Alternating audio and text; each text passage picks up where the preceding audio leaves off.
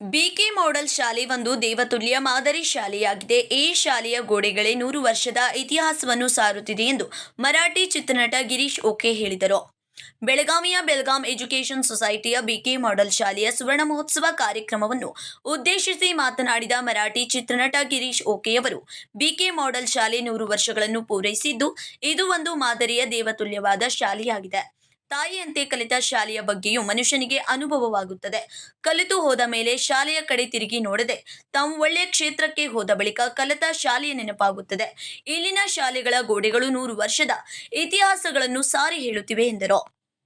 ಇದಕ್ಕೂ ಮೊದಲು ಮಾತನಾಡಿದ ಮಾಜಿ ಶಾಸಕ ಸಂಜಯ್ ಪಾಟೀಲ್ ಅವರು, ಕ್ಯಾಪ್ಟನ್ ಒಳ್ಳೆಯವರಾಗಿದ್ದರೆ ಕ್ಯಾಪ್ಟನ್ಶಿಪ್ ಒಳ್ಳೆಯದಾಗಿರುತ್ತದೆ. ಮೊದಲಿನ ಕಾಲದಲ್ಲಿ ಶಿಕ್ಷಣದ ಜಾಗೃತಿ ಕಡಿಮೆಯಾಗಿತ್ತು. 100 ವರ್ಷದ ಹಿಂದೆ ಬೆಲ್ಗಾಂ ಎಜುಕೇಷನ್ ಸೊಸೈಟಿಯ ಸಸಿಯನ್ನು ನೆಡಲಾಯಿತು. ಅದನ್ನು ಅವಿನಾಶ್ ಪೋತದಾರ್ ಅವರ ನೇತೃತ್ವದಲ್ಲಿ ವಟವೃಕ್ಷವಾಗಿ ಬೆಳೆಸುತ್ತಿರೋದು ಪ್ರಶಂಸನೀಯ. ಶಿಕ್ಷಣವೆಂಬ ಸಂಪತ್ತನ್ನು ಯಾರೂ ಕದಿಯಲು ಸಾಧ್ಯವಿಲ್ಲ ಎಂದರು. ವೇದಿಕೆಯ ಮೇಲೆ ಸಂಸ್ಥೆಯ ಅಧ್ಯಕ್ಷ Avinash Potdar, Deepak Ranjikar, Vidya Murukumbi, SN Shivangi, Sudhir Kulkarni, Arvind Hunakunda, KN Pai, SA Chati, SN Joshi ಸೇರಿದಂತೆ ಇನ್ನುಳಿದವರು ಉಪಸ್ಥಿತರಿದ್ದರು. म्हणजे शाळा या दोन गोष्टीच तुम्हाला तेव्हा घडवतात आणि म्हणूनच मला वाटतं खूप लहानपणी हे सगळं झाल्यामुळे त्या शाळेतून बाहेर पडल्यावर मग काहीतरी व्यवसायाचं शिक्षण घेतल्यानंतर व्यवसायात स्थित झाल्यानंतर जेव्हा तुम्ही शाळेकडे बघता तेव्हा जसं आईबद्दल तुम्हाला वाटतं तसंच तुम्हाला शाळेबद्दल वाटतं. हा माझा अनुभव आहे. मग जसं आईसाठी तुम्ही काहीतरी चांगली साडी आणावीशी वाटते, चांगलं चांगलं तिला खायला द्यावं असं वाटतं, तिच्यासाठी काहीतरी करावं असं वाटतं, तिला कुठेतरी घेऊन जावं असं वाटतं, तसंच शाळेसाठी करावं असं वाटतं. आणि ते या सगळ्या इथल्या माजी विद्यार्थ्यांना, सुपुत्रांना करावं असं वाटलं.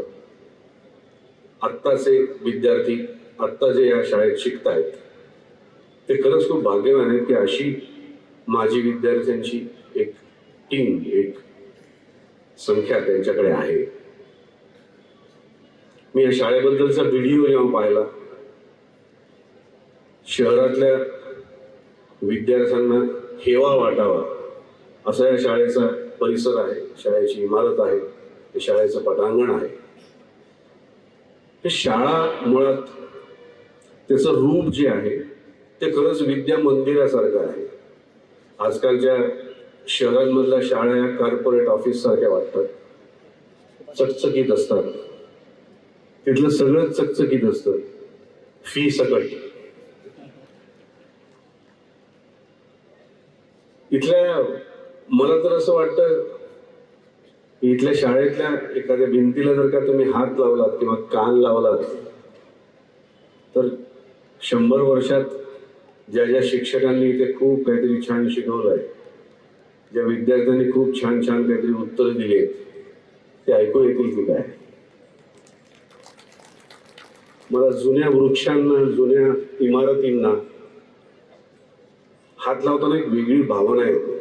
या दगडांनी, या विटांनी, या कौलांनी, या मातीने काय काय ऐकलं असेल, काय काय पचवलं असेल, काय काय बघितलं असेल, आणि आता तेच ते आत्ताच्या विद्यार्थ्यांना देत आहेत आशीर्वाद रूपाने.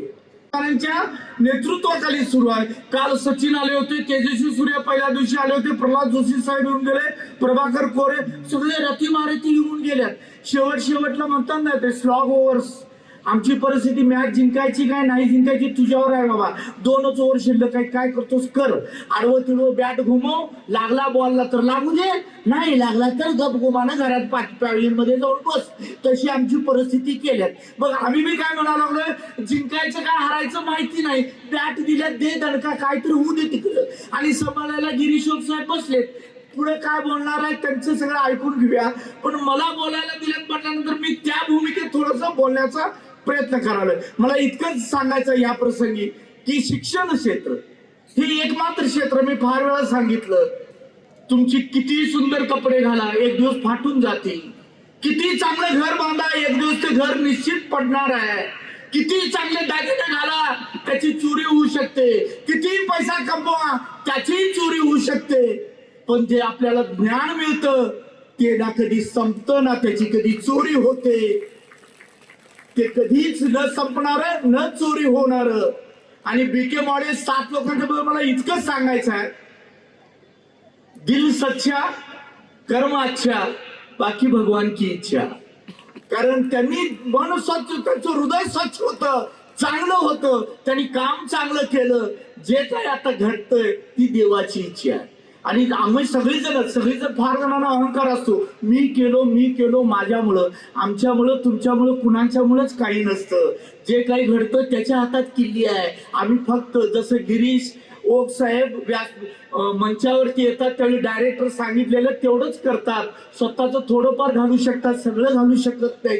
डायरेक्टर सांगेल तेवढंच ऐकायचं असतं. आम्ही सुद्धा तेच सगळेजण करायला लागलोय. फक्त आमच्यात अहंकार जरासा घुसलाय. मी केलं, माझ्यामुळं आहे, माझ्यामुळं काहीच घंटा नाही, सगळं काय आहे त्याच्यामुळं आहे. 2 वर्ष करोनानं दाखवून दिले, बाबा तुझ्या हातात काहीच नाही. चौघं खांद्यावर घेऊन मिळाले तर तुझं नशीब. नाहीतर करोना वेळी बघितलंय कोण कुठं नेऊन कुठं ठेवला आणि काय केला कुणालाच समजलं नाही. त्यामुळे तो अहंकार कुणीच बाळगू नये. सगळं काय आहे त्याच्या हातामध्ये आहे.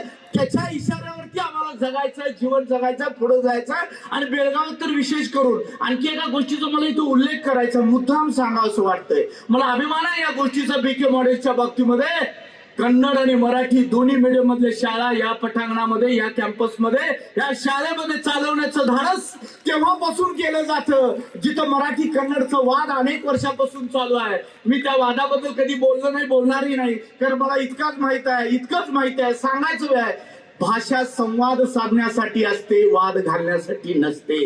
संवाद साधायचा आहे. ಯಾವ್ದು ಭಾಷೆ ಮಾತಾಡ್ತೀರಿ, ಏನಾಗೋದೈತ್ರಿ?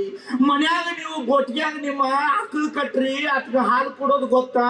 ಅದು ಯಾವಾಗೂ ಯಾರೇ ಹಿಂಡ್ತಾ ಇದಾರಂತ ವಿಚಾರ ಮಾಡಂಗಿಲ್ಲ. ನಾಯಿಗೆ ರೊಟ್ಟಿ ಹಾಕ್ರಿ, ಅದು ನಿಮ್ ಬಾಗಲ ಕಾಯ್ತೈತಿ, ಅದಕ್ಕೆ ಭಾಷೆ ಗೊತ್ತಿಲ್ಲ. ದಿವಸ ಸೂರ್ಯ ಬೆಳಗ್ಗೆ ಬಂದ ನಿಮ್ಗೆಲ್ಲಾರ್ಗಿ ಬೆಳಕು ಕೊಡ್ತಾನೋ ಅವ್ ವಿಚಾರ ಮಾಡಂಗಿಲ್ಲ. ಕನ್ನಡ ಇದಾನೋ ಮರಾಠಿ ಇದಾನೋ ಎಲ್ಲಾರ್ಗಿನೂ ಬೆಳಕು ಕೊಡುವಂತ ಕೆಲಸ ಸೂರ್ಯ ಕೂಡ ಮಾಡ್ತೈತಿ. ಆದ್ರೆ ಕೆಲವು ಮಂದಿ ಉದ್ಯೋಗ ಹಾಕಿ ಕೂತಿದಾರು.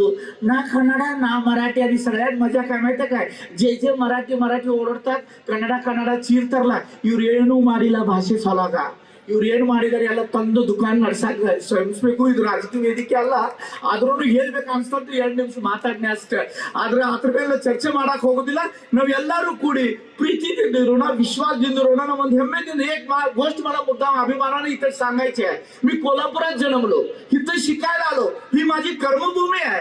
मला इथं अभिमानाने सांगावंसं वाटतं. मला कोल्हापूर बद्दल अभिमान आहे. ती माझी आई आहे. ज्या मातीत जन्मलो, ज्या मातीनं मला वाढवलं, जिथं मी खेळलो बागडलो, त्या मातेबद्दल मला अभिमान आहे. खरं कधी कधी वाटतं जर मला जन्म मिळाला असता बेळगाव सारख्या शहरामध्ये, ज्या शहरात मराठी, कन्नड, हिंदी, इंग्लिश 4ही भाषा प्रेमानं एकत्र राहतात, तिथं जर जन्मला असतो काय काय करता आलं असतं. आणि का हो मला संस्कृत येऊ नये, का हो मला तेलुगू येऊ नये, तमिळ येऊ नये, गुजराती येऊ नये, सगळ्या भाषा आल्या तर बिघडलं कुठं? सगळं शिकण्याची क्षमता आमच्याकडे असली पाहिजे. कारण शिक्षण सरस्वती मंदिरात आम्ही तुम्ही बसलो, त्या मंदिरात माणसं घडवण्याचं काम होतं. की भाषा कुठली महत्वाचं नाही. तुम्ही कन्नड शिका, तुम्ही मराठी शिका, आणि तुम्ही कन्नड व्हा किंवा मराठी व्हा, त्याच्या अगोदर चांगला माणूस व्हा.